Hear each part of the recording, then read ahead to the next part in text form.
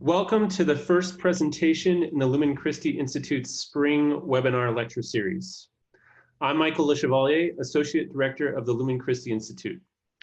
For the past 23 years, the Lumen Christi Institute has brought the Catholic intellectual tradition to life for students and faculty at the University of Chicago and across the nation through master classes, lectures, summer seminars, and non-credit courses. Each quarter, Lumen Christi offers a non-credit course to the scholarly community around the University of Chicago that highlights aspects of the Christian intellectual tradition.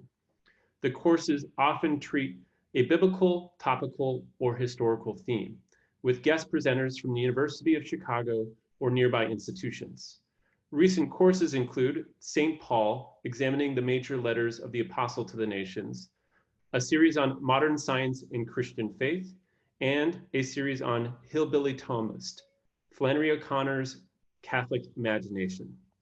Holding this spring series online allows us to share it with a larger audience who will thus have a taste of our campus programming and may help us to develop a larger online presence. You can stay updated on all our programming by visiting our website at www.lumenchristi.org. Let me now turn things over to Robert Porval, an alumnus of the University of Chicago's Divinity School, where he studied medieval education. He now coordinates part of the Lumen Christi Institute's programming for undergraduates, including this series on reason and wisdom in the medieval Christian thought.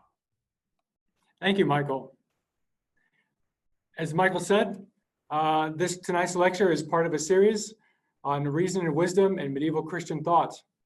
The course offers entryways into the rich treasuries of spiritual and theological thought in the Middle Ages.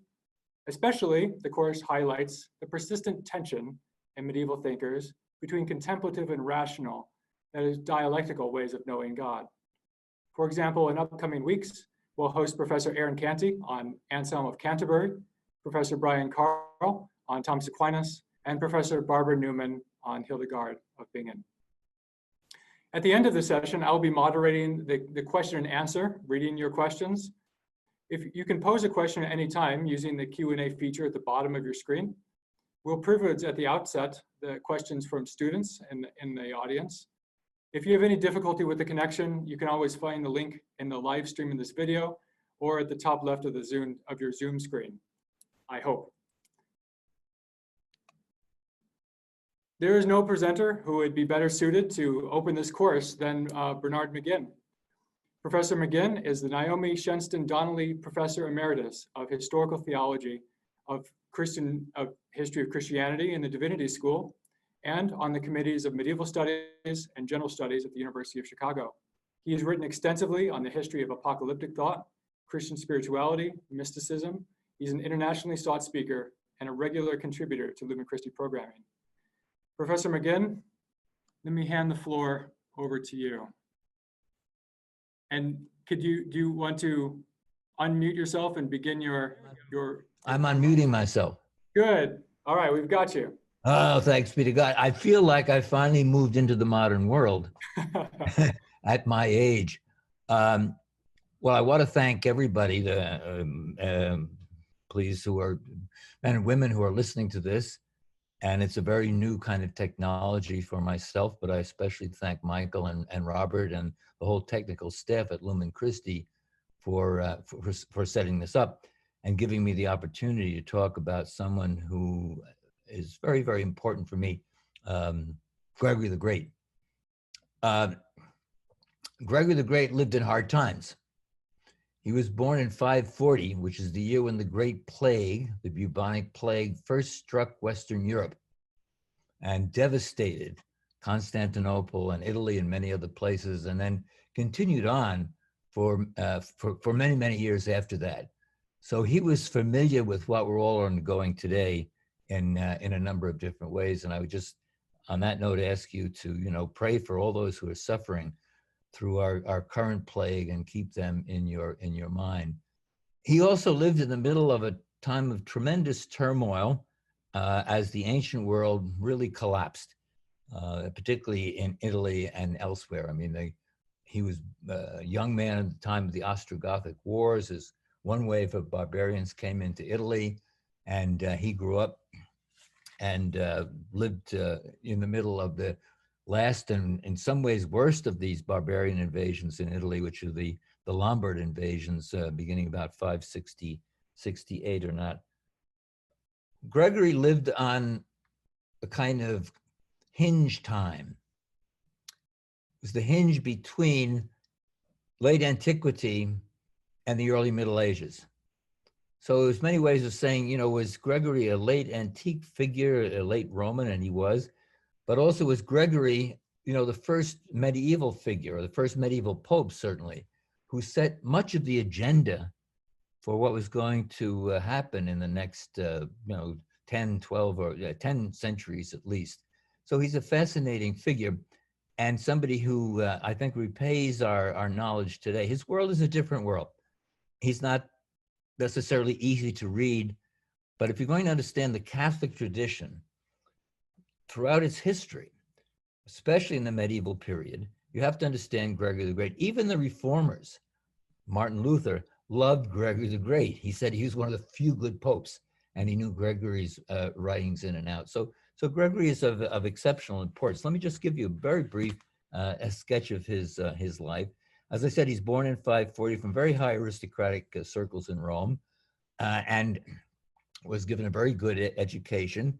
But around the year 573 or so, he converted to the monastic life, and his famous letter to Leander, Bishop Leander from Spain, who was a good friend of his, talks about his conversion. It's one of the most moving personal documents, actually, from late antiquity. I don't really have the time to read that out, but I would strongly recommend that you might read it on your own. So he converts to a monastic life. He sets up a monastery on his family estate in Rome, and that's still a church, the Church of San Andrea and St. Andrew on the Caelian Hill. And you can go and see, if you travel to Rome, go and see his episcopal throne, very modest one that's there. And then he's kind of drafted into the bureaucracy of the Church of Rome, which had really taken over governing the city of Rome and the areas around it, because the imperial state was far away in Constantinople, and it had to be the local bishops, especially the Bishop of Rome, who were going to run things, deal with barbarian invasions, deal with running a city, deal with all the kinds of problems involved with plagues and other kinds of difficulties. And so Gregory becomes the deacon of Pope Pelagius, and the deacon is, the number 2 guy really in charge of running things within the city. And then the Pope sends him to Constantinople in 579 to be the representative from the city of Rome to the imperial power, the emperor in Constantinople. And he's there for about 10 or 11 years. This was Gregory's writing opportunity, because he brought along a number of his monks with him. And under their importuning, they asked him, tell us about the book of Job. It's a very difficult book. And so Gregory gives a series of lectures to his monks on the book of Job over about a 10 or 12-year period, which becomes his greatest work, his longest work, certainly, the moral interpretation of Job, the Moralia in Job. And then he's called back to Rome after his career as a kind of diplomat. And in 590, Pope Pelagius dies of the plague. And Gregory's unanimously elected Pope. Now I think we have a slide here, which is going to be very, very important, because at that stage, Gregory institutes a procession, a penitential procession in Rome. This is a late medieval view of this. I think it's probably 14th, maybe 15th century. He institutes a penitential procession through Rome to beg God to take the plague away from the city. And you can see some of the people there in the procession, some of them just dropping dead, presumably. And finally, God rewards him by having the Archangel Michael, which you can see at the top of that kind of castle-looking thing there, appear at the top of what was then the mausoleum of the Emperor Hadrian, but sheathing his sword as a sign that, God's mercy was going to descend upon the city of Rome. And that's from that time on, it's called the Castel San Angelo.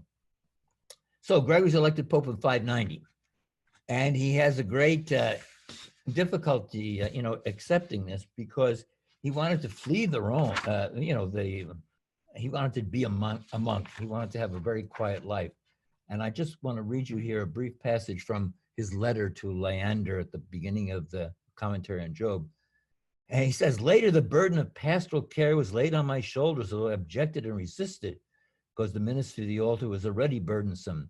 And now he's Pope. Now I find myself more and more unequal to this task. I find it all the harder to bear, for that I am not refreshed by any encouraging self-confidence. Even those of us who are believed to serve the inner mysteries are caught up in the outer concerns, because the times of the world are now thrown into turmoil by increasing evils as the end approaches. Gregory was pretty convinced that the end of the world was near, but this did not prevent him from engaging in fantastic energy throughout the course of his pontificate, both in governing the church, in writing, in sending out missionaries, and the like. So he's really, in that sense, a very remarkable figure. So he's Pope for 11 years. No, I'm sorry. He's Pope for about 14 years and dies in 604, having, really been an amazing figure in terms of late antiquity, and this transition spoken about between late antiquity and the Middle Ages.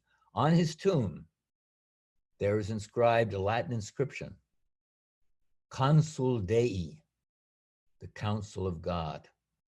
Those of you who know your Roman history remember that the consules, the councils, were the heads of Rome.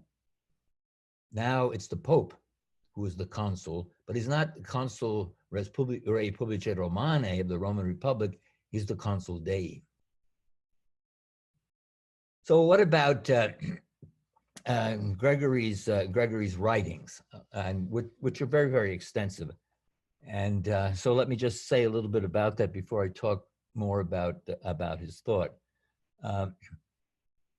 Gregory's major work are his famous Moralia in Job, as they're known, which are one of the longest of all patristic works that he wrote for his monks while they were living in Constantinople. They're 35 books written over about 11 or 12 years.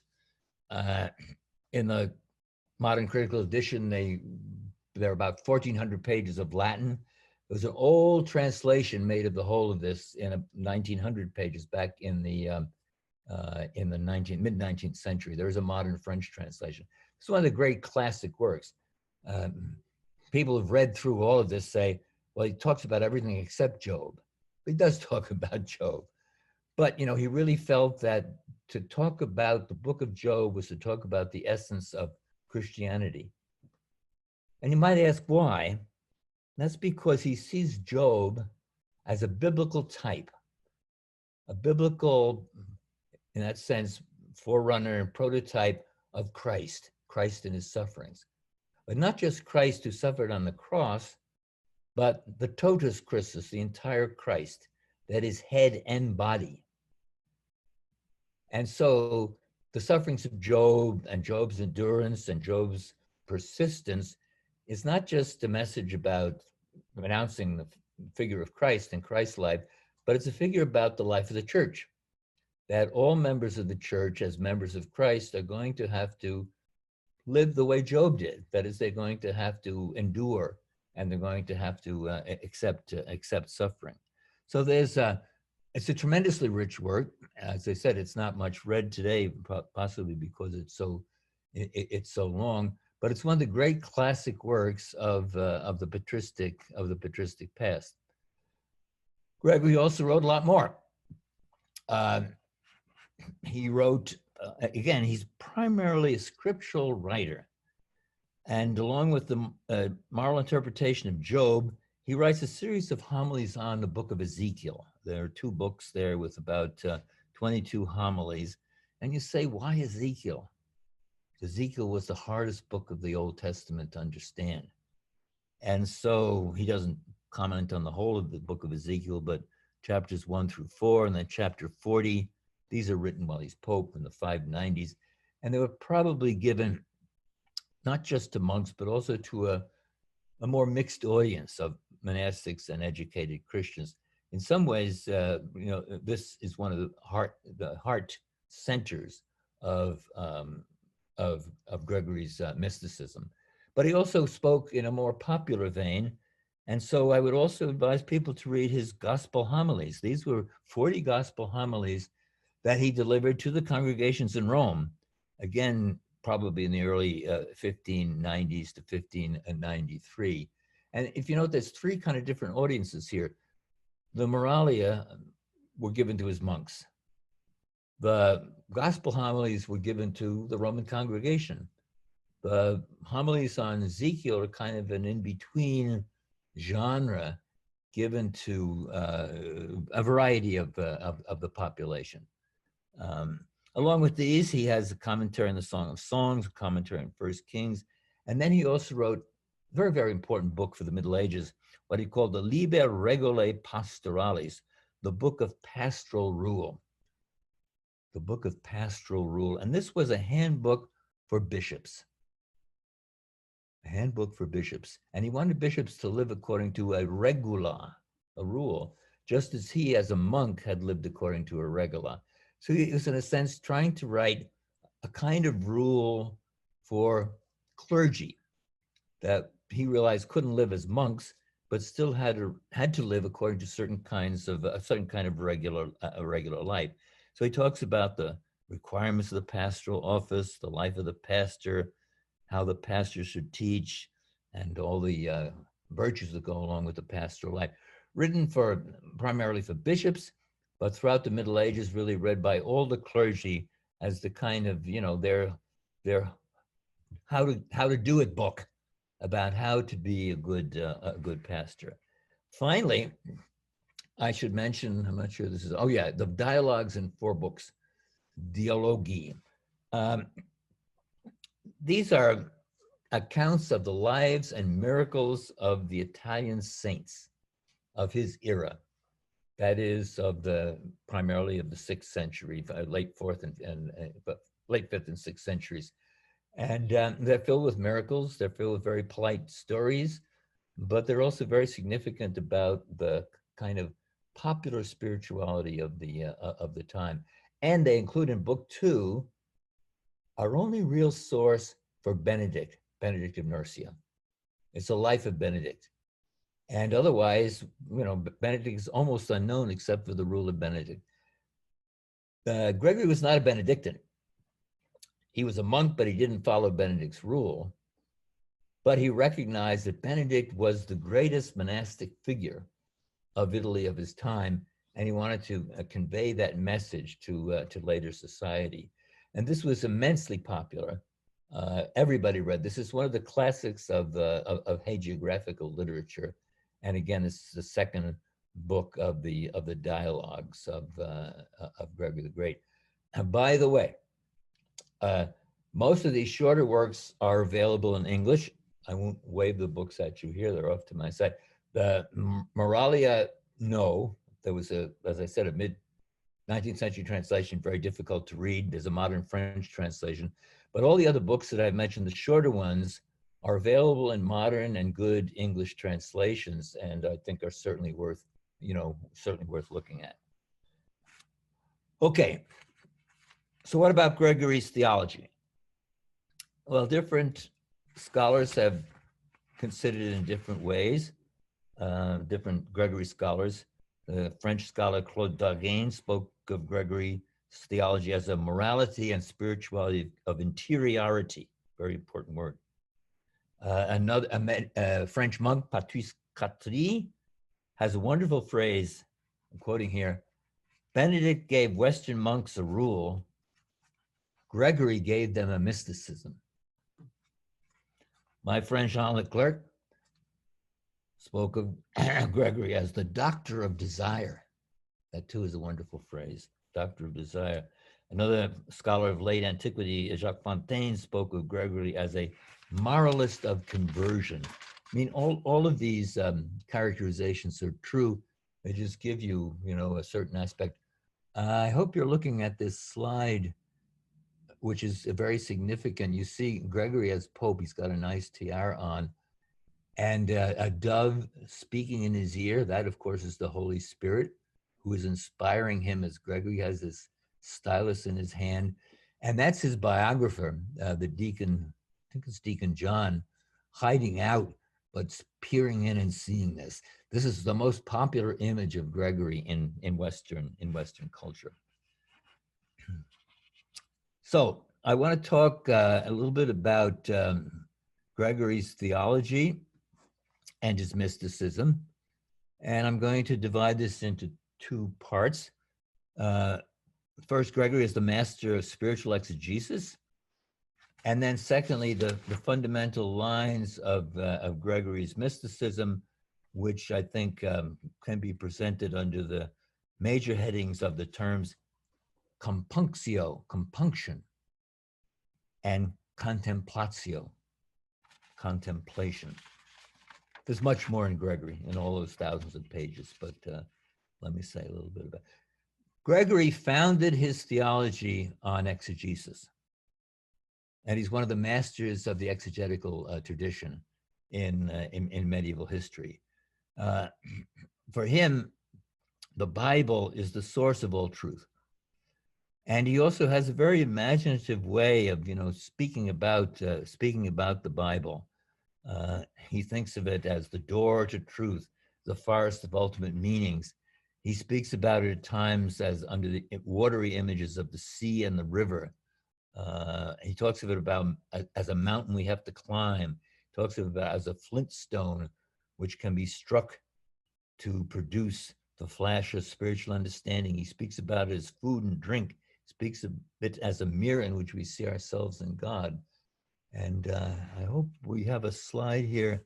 It's a slide 7. We do that about the famous, yeah, okay. Yeah, this is a very famous text. Gregory is very long-winded, and here he's apologizing for his long-windedness. One must be careful to search thoroughly whatsoever furnishes moral instruction for his hearers and should count the right method in ordering his discourse. If he turns aside for useful purposes, he's like a river. The river flows down. If it meets an open valley, it flows into the open valley and waters it, and then it flows back, et cetera, et cetera. So this is an excuse for being a very discursive, scriptural interpreter. If he comes across something that is useful, he's going to go that way and then come back to his purpose. Because notice that phrase, he chanced to find at hand any occasion of seasonable edification.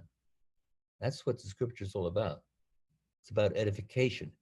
If the interpreter finds that he should, as it were, force the streams of discourse towards the adjacent valley, and when he's gone on for 500 pages, he should come back to the instruction that he really intended. But that's Gregory's mode of exegesis, and this was often followed by later medieval thinkers. So Gregory's writings really meant to nourish what I like to call the biblical culture of the Middle Ages. Middle Ages, throughout its history, especially in the early Middle Ages, was the biblical culture. All education was biblically centered. And it was centered on the fact that the pastores, the pastors, had their fundamental obligation to preach the message of the scriptures, and the faithful had the essential task of internalizing the meaning of the scriptures. That is, making them their own as a measure of life, and that measure, of course, determined by their love of God and their love of neighbor. How did Gregory read the scriptures? Let's see if we can get slide 8 here. Are we doing the slide on the 3? Yeah, okay, thank you. For Gregory, the scriptures had 3 levels of meaning. As he says in this text, there are some parts where you go through an historical exposition. That's the historical message. But we also trace out an allegory upon investigation's typical meaning. That's the relationship of the Old Testament to the New Testament as proving the centrality of Christ as the founder of the church. Some we open in lessons of moral teaching alone are allegorically conveyed. And this, of course, was the personal appropriation. After you've learned the truth about Christ and the church, you make that teaching your own in moral interpretation. So there's the historical interpretation, there's the typical interpretation, or what we might say the typological, another word for it, and then there's the moral, medievals often called it the tropological interpretation, where we make that meaning our own in our personal lives. And Gregory says, you know, you should try to do all three meanings, but some texts in scripture don't have, literal meanings. But almost all will have some kind of typical meaning or allegorical meaning. He uses those terms interchangeably, but they should all have a very, very important personal appropriation. That is a morality, a typology. He'll also insist that all this interpretation has one goal, and the goal is a deeper appropriation of the life of Christ. Biblical interpretation is Christological interpretation. The Old Testament for Gregory and for the great fathers are always Christologically interpreted, and they cast light upon the New Testament just as the life of Jesus and the life of the early church cast light upon the Old Testament. So it's a fundamentally a Christological form of interpretation. Now, on the basis of this, very subtle in its own way, and very, if you will, malleable form of interpretation, Gregory constructs a theology, a biblically based theology. And it's a theology that's not so much speculative. It talks about Trinity and the constitution of Christ and grace and the like, but those aren't his main concerns. His main concerns are practical. And you might say practical in the sense of ecclesiological. That is, they are directed to the church as the saving body of Christ in the world and the role of the church and the different orders in the church. Gregory is one of the first medieval thinkers to talk about, three orders in the church: those who preach, those who are the continentes, as he calls them, those who are celibate, these are the monks and most of the clergy, and then the married.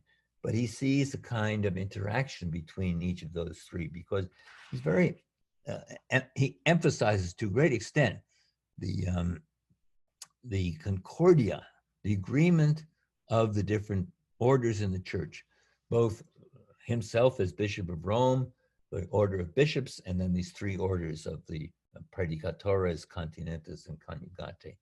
He had a high view of the papacy, like his predecessor Leo I, but it was not in any sense an authoritarian view of the papacy.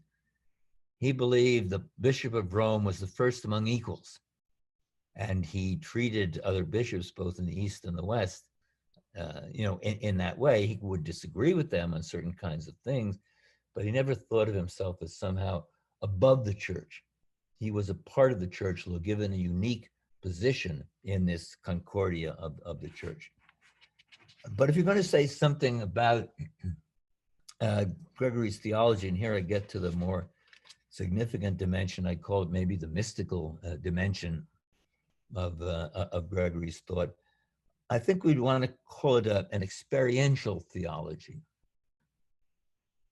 based upon his own experience, which he doesn't talk about very often, but primarily directed to his audience to invite them to experience the fundamental saving mysteries.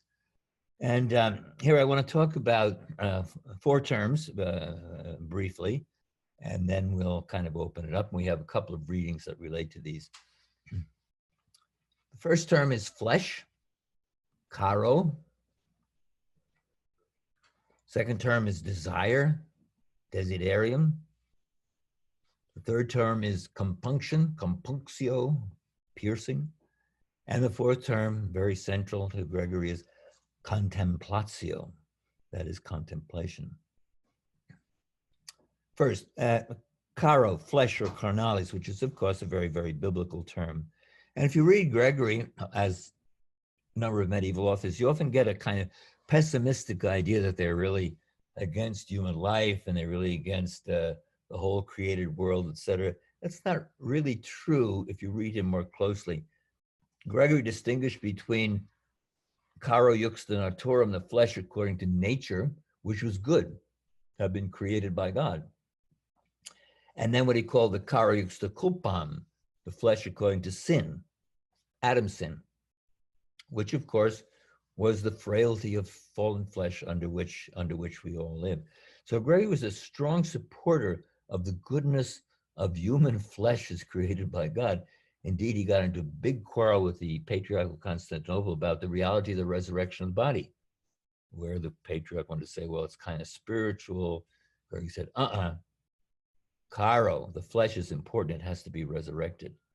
But Gregory realized that we live in a situation where the flesh is fallen, and it's the frailty of the fallen flesh, which is both a curse insofar as it leads us to sin, but it's also an opportunity in the sense that it keeps us humble through the suffering that we have to undergo. And here you see what I call the oscillation of polarities in Gregory's thought. It's always trying to balance one side against the other side. And in that sense, the flesh, even according to sin, is both a curse, but it's also an opportunity, because our suffering and our failure, our inability to do the good often, is something that allows us to accept humbly the need for God's grace. So for Gregory, caro is not an opposition between body and soul, but it's an opposition between terrestrial life and heavenly life. And it's an opportunity to use, what we undergo every day in our suffering as a way to get closer to God. Compunction. I don't think we talk much about compunction today, but it was a crucial theme for medieval Christians and others. It goes back, of course, to Acts, the book of Acts 2:37, Peter's speech right after Pentecost. He talks about the meaning of Jesus, and this is Acts 2:37, and his audience is pierced to the heart. And they say to the apostles, what must we do? They're pierced to the heart.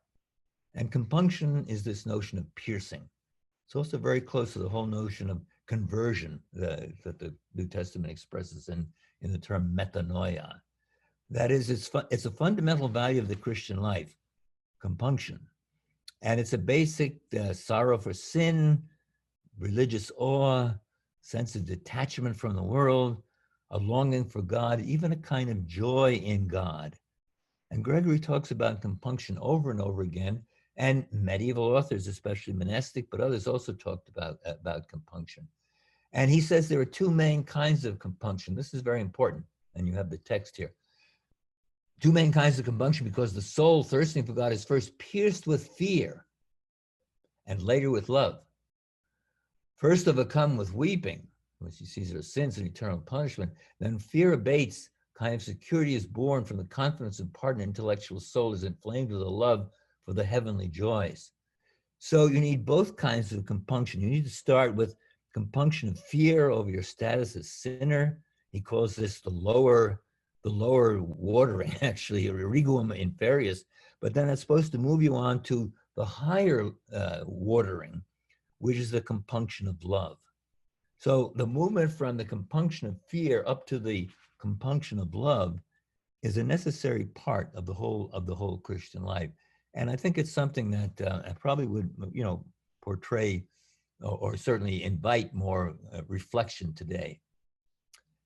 But to move on, because our time grows short here, to contemplation. And I have a couple of texts with contemplation that we may be able to, universal call to contemplation, that's a good one. Contemplation, the Greek theoria, was not, of course, created by Gregory. It's often discussed in the earlier fathers from Origen to Augustine and various others, but nobody talks more about contemplation than Gregory does. One scholar has shown that he might mention the word over 300 times, contemplatio, the word contemplare over 100 times. Contemplation for Gregory is the essence of salvation, which is something we probably don't think of today, but for Gregory, contemplation was what God created humanity to do. Human beings were created to contemplate God. And this goes through 4 different stages in the course of salvation history. And by the way, there's a very important text here. I won't read it out because our time is short. From his book of dialogues, the preface to the 4th book, where he lays this out in detail. Before the fall, Adam was created as a perfect earthly contemplative. His mind was directed to God. It wasn't the full contemplation in heaven, but it was the most perfect contemplation on earth. The fall destroys all that, so that after Adam, under the realm of sin, there's no possibility for contemplation. Humanity is really in a wholly different kind of situation without the ability to turn to God. The 3rd stage in the history of contemplation is the history of redemption. And here I will just read, I think I have the text here. So I can pull up this 3rd stage. It was for this reason that the creator of the visible and invisible worlds came as the only begotten of the Father to redeem the human race and send the Holy Spirit into our hearts. From him we were to receive new life in order to believe those truths of which we as yet had no knowledge through experience. All of us therefore have received this Spirit as a pledge of our inheritance and no longer doubting about the existence of invisible things. So Christ comes to restore the possibility of at least some contemplation in our lives at the present time. You're going to be hearing about Anselm of Canterbury and his famous question, why the God-man, cur deus homo? Gregory the Great's cur deus homo is to restore contemplation. Only the God-man could restore contemplation. Of course, since the coming of Christ, our contemplation is partial, it's limited, it's always imperfect, but it's the fundamental meaning of life for Gregory, and it leads us forward to the 4th stage of contemplation, which is, of course, the full and final contemplation, which is going to come in heaven. So Gregory talks quite a bit about contemplation, and there are many ways to describe this. I could read a number of the texts, and some of them are on your list there. But one of the things two things I want to point out before I close my part of this is, first of all, contemplation is universal for Gregory. It's a universal call. And secondly, you always have to have mutual relationship between contemplation and action. And you have a text there on the universal call to contemplation, which you can read. But I want to read one other, which I didn't send on to the organizers. This is from Gregory's homily on Ezekiel 2:5, and because it puts it even more directly. He says, the gift of contemplation is not given just to the highest, that's the clergy, and not just to the least, these are the ordinary people, but frequently to the highest, frequently to the least, more frequently to those set apart. This is Latin, remoti, that is the monks. And sometimes even the married receive it. I'd be glad to hear. The point here is sepe, frequently. And then he concludes, therefore, there's no Christian state from which the grace of contemplation can be excluded. There is no Christian state from which the grace of contemplation can be excluded. So it's a universal call. It's not just for the religious, the monks and the others. It's not just for the clergy. Contemplation is the goal for all Christians. Gregory's doctrine of contemplation is, exceptionally complicated, and it would take another lecture at least as long as it's more to outline its different implications. But just to close, what Gregory does insist, though, and he spends more time on this than any other ancient patristic author, is that contemplation is never separate from action.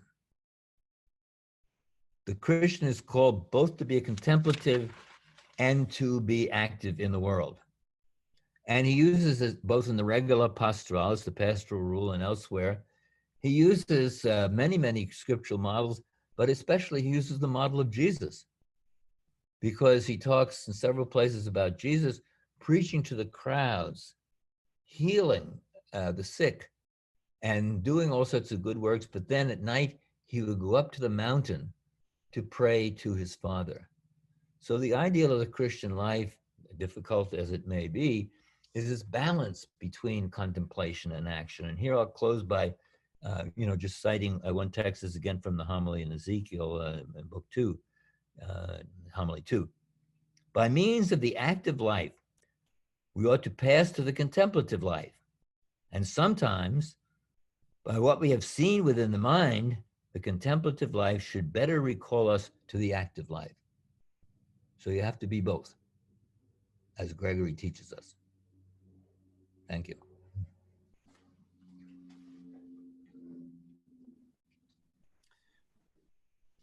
Wonderful. Thank you very much, Professor McGinn. We'll start the Q&A. Let me remind folks that there's a Q&A function at the bottom of your screen. You can send them on to us, and we'll read them out. We have a first question here from Dominicus Mokas. The question is, at the time of Gregory, was it customary to dictate writings to a scribe, as you were describing in the illustration, or to write oneself, or was it just whichever method was most convenient or most economically suitable? Almost all the writing was communicated to a scribe. That is, you read and your scribe took things down, and that lasts at least until the 12th or the 13th century. Even Thomas Aquinas, the Summa, he spoke and he communicated to his, a team of scribes who were taking this stuff down. So that's the standard medieval pattern. A few people did write on their own, but most dictated. We don't have as many scribes around anymore. Yeah. Thank you. The second question is from Joe Rutten, and it's on the Gregory's exegetical methods, and especially Genesis. Joe wrote, does Gregory offer any exegesis on Genesis 1 through 11, that is chapters 1 through 11, specifically his understanding of origins and the myths of those chapters as it relates to his threefold exegetical methodology? That's an interesting question. Gregory never wrote a commentary on Genesis, although many of his predecessors and followers did. A lot of passages on Genesis are cited in the course of the Moralia and also in Ezekiel, but I can't recall anything about Genesis 1, specifically jumping out at me in reading Gregory. It's he may well have thought, of course, he was a great student of Augustine, and Augustine wrote 5 commentaries on Genesis. And he may well have thought that Augustine had said what needed to be said. Yes, thank you. Well, that answers another question that we had posed to us about Gregory's familiarity with the writings of Augustine. You've already said he was pretty well versed, would you say, in Augustine's writings? Very, very much so. I mean, in a certain sense, that was his primary, I think, after the scriptures. Augustine was his primary theological resource, and you can see that by reading through his works. Now, I was going to quote early on Adolf Harnack's Dogmen der Geschichte back at the end of the 19th century. Said that Gregory's Augustinianism, and he recognized he was deeply Augustinian, was a kind of vulgar Catholicismus, a vulgar Catholicism, a kind of dumbing down of Augustine. I don't think that's the case at all. Gregory's interests were different from Augustine's. He's not a speculative mind. He doesn't write a De Trinitate. He doesn't write treatises on grace and freedom, etc. But he was deeply imbued with Augustine, and I think he has to be thought of in the main line of medieval Augustinians. continue on this theme of influence and debt. You mentioned that Luther was very favorable towards Gregory. Ninjo Sasango, whose name I'm sure I'm butchering, apologies, asked, could you say a little bit more about the influence of Gregory on Luther? Do you think that Luther's own exegetical approach was influenced by Gregory? That's a very interesting question, and I've not investigated that in detail, but my feeling is that that Luther was very much influenced by Gregory. And Gregory has a sense of the, there's several quotations that I had, but I didn't have time to. Gregory has a sense that the closer we get to God, in some ways, the more terrifying it is, because we begin to recognize the difference between God's supreme immensity and our own frailty, our own sinfulness. And of course, this is a very important part of Luther's notion of the hidden God. And Luther says over and over again in his writings, I do know these texts, that Gregory is one of the few popes who is any good, and how he loves to read Gregory and had great fruit from reading Gregory. So there's probably a literature on this about the details of the influence of the actual influence, the details of it, of Gregory on Luther. But Luther, as well as Calvin and other reformers, Gregory was one of the few good guys. Everybody read Gregory. That's very helpful. We've had a couple questions about Gregory on desire, and especially the second step of desire. And one question from fans of ours, of yours, excuse me, at Villanova, about Gregory's commentary on the Song of Psalms. What is Gregory's thought on the Song of Psalms and the question of desire and contemplation? Yeah. Well, Desiderium is one of the major themes in Gregory, and I had announced this early on, but didn't have time to really go into it. I mean, he's been called the Doctor of Desires by some students of his, and he is an important commentator on the Song of Songs. His commentary on the Song of Song, which its authenticity was doubted some decades ago, but now I think that's been cleared up, and it's pretty much agreed that it's actually his. His commentary is primarily an ecclesiological commentary. That is, the bride is identified with the church. But he did know Origen on the song, and he did know Ambrose on the song. And so therefore, within his commentary, there are important texts with regard to the language of the song as indicative of the individual desire of the soul for contact with the divine bridegroom. And so much so that William of Saint-Thierry, 12th century Cistercian, put together not only texts from Gregory's commentary, which is only partial, but a lot of other texts from other writings of Gregory into a kind of full commentary on the Song of Songs. So it well repays modern reading, I think, although it's primarily in the early medieval vein of ecclesiological commentary. There's a kind of mystical richness to some passages, if that's an adequate answer without going into details. No, that's very helpful. Thank you. I'm sorry. I'm trying to read up on questions as we go. There's quite a lot. We won't be able to do too many more. I'm here. But let's see. There's a couple questions on meditation and contemplation. Mm-hmm. I think I'm going to group two of them together. One of them is asking about the distinction between meditation and contemplation. Does Gregory make such a distinction, or does he see the two as melding into each other? And secondly, how does Gregory's understanding of contemplation, how might we distinguish that from Aquinas's notion? Do you find Eastern thoughts? You mentioned theoria as earlier in there, we know he went to Constantinople, and Gregory is famous for having some Eastern thought coming into his, well, at least some scholars have made this case. Yeah, sure. Yeah, do you see any influence on that, or how would you distinguish it from Thomistic understandings of contemplation? Those are good questions, and let me try to answer them relatively briefly. I don't think that Gregory makes any sharp distinction between meditatio and contemplatio.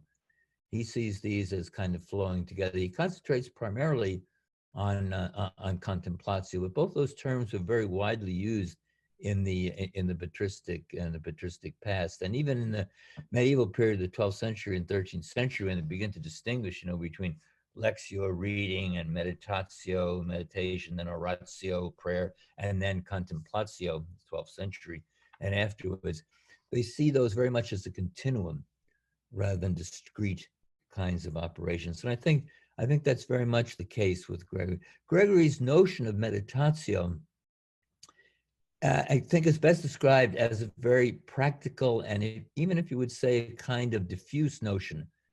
For him, contemplatio, is any kind of attentive regard, primarily an attentive regard to God as the primary source and author of all things. So he's not very interested in definitions of contemplatio. Thomas Aquinas is in a different kind of world. It's a scholastic world. It's a world using the distinctions of Aristotle's kind of thought. And Thomas Aquinas is interested in defining exactly what contemplatio is. Is there a fundamental difference? I don't think so. There's a difference in approach between a late antique author who's primarily what we'd say today, I suppose, a practical theologian, a pastoral theologian, and then Thomas Aquinas, who is writing for a more scholastic audience, where he wants to talk about definitions and he wants to try to put this within an intellectual framework. But I don't think that if you, and by the way, Thomas Aquinas cites Gregory the Great as one of the primary authorities on contemplatio. If you read the parts in the Summa and the parts in the, in the disputed questions on truth, on contemplation, nobody is cited more frequently than Gregory the Great. So Thomas thought of his teaching on contemplatio, even though he's expressing it in a different way, totally in conformity with what Gregory had set out, I think. I think maybe time for just one more question. There's several questions on how does Gregory want us to practice contemplation? We've mentioned that contemplation should be part of the active life, or we're sent back from the active life into contemplation, and from contemplation back into the active life. Mm-hmm. Does he have an idea? Does this have? How does this work in practice? Is this Lectio Divina? Is it saying Rosary? Is it saying the Divine Office? Is it participation in the liturgy? And a third question was part of this is how does one purify one's contemplation? How does one, I guess, begin in moving into this realm? Okay, well, Gregory, of course, he's very much a pope of the liturgy. He's very much a pope of the prayer of the church, etc. These are all part of the whole life. But with regard to contemplation itself, I think there's two things that could be kept in mind. The first is to separate oneself from the world. And the second one is to practice silence. These allow you to fix your attention on God. Now, of course, you can't do that for your entire life. Gregory found it very hard. It was easier when he was a monk. When he's a bishop and, Bishop of Rome, it's much, much more difficult. But this is very evident, for instance, in his life of Benedict, that, Benedict withdraws from the world, and then he withdraws, in a sense, into himself, and then he can be raptured above himself. So there is a need for personal withdrawal, insofar as that's possible. For Gregory, it was hard when he was Pope, but he was still trying to do it. And then there's a need for silence. Gregory over and over again emphasizes the need for silence. And then there's the concentration of the attentive regard towards God, which is what contemplatio, means for him. So he doesn't, it's not like Ignatius of Loyola or later methods of prayer. That's not the way in which people did things in the patristic period. But there are certain basic values and practices that need to be observed. And I think, as I said, the fundamental ones are withdrawal, silence, and then concentrating the attention on God. And maybe I'll jump in as a quick follow-up. Ryan Bingham asked about detachment. And as you were just describing, this withdrawal, silencing, this also seems to be evoking a kind of sense of detachment to move into contemplation. Do you see some, well, of course, you're the expert on Meister Eckhart as well. Do you see some similarities, some similar patterns between Gregory and the later medieval mystic? Oh, I think they're great. I think they're great similarities. I mean, I think this is the part of the history of Christian mysticism has been the need for separation and detachment. It's called in different ways. It's practiced in different forms over the course of the history of mysticism. And I'm not saying that in any way that Gregory the Great is the same as Meister Eckhart's, but I think that they both speak within that broad framework of the necessity for detaching the self from the ordinary practices and confusions and distractions of present life in order to go apart, to be silent, and to begin to pray. All right. Well, we all have time on our hands now in which to take Gregory's words and go and do likewise. Let me turn it back to Michael. Yeah, well, thank you. Again, a word of thanks to all those who are listening to this. It's very unusual. For me, it's kind of new thing to do, but thank you all for setting it up. Well, and on behalf of the Lumen Christi Institute, I want to thank you, Professor McGinn, for a very enlightening presentation. And I think I would agree with Rob and everyone else who joined here that the wisdom of Gregory the Great is particularly relevant to us at this time. All of us who are in enforced withdrawal, though we have to take additional steps to both find silence and also detachment. Everyone can join us next week for two special events. Next week on Thursday, April 16th at 7 p.m. This series continues with a webinar by Aaron Canty, continuing the session on Anselm of Canterbury on the rationality of faith. And on Friday, April 17th, we will host a special event on the 5th anniversary of Cardinal George's death, a panel on American contributions to Catholic social thought featuring Russell Hittinger, Stephen Schneck, and Teresa Smart. All of our webinars are being done live, but they will all also be made available later as a recording on our website. And if you enjoyed this programming, I invite you also to help support us by donating at our website at www.lumenchristi.org/donate. Otherwise, please join me one more time in thanking Professor McGinn. I'm sure he can't hear your applause from where he's at now, but nonetheless. My wife is applauding in the background. And thank you all, and please join us again next week.